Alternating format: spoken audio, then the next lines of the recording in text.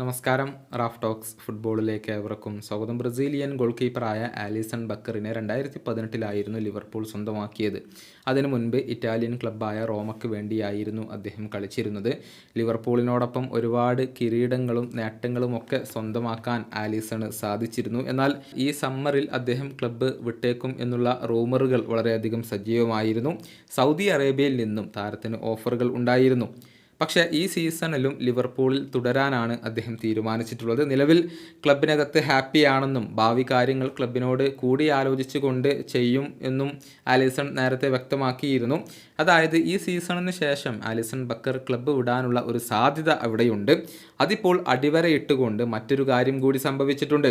Liverpool മറ്റൊരു goal കീപ്പറെ ഇപ്പോൾ സ്വന്തമാക്കി കഴിഞ്ഞു.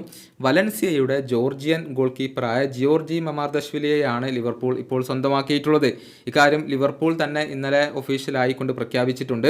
താരത്തിന് വേണ്ടി 35 മില്യൺ യൂറോയാണ് ആകെ ലിവർപൂൾ ചിലവഴിച്ചിട്ടുള്ളത്.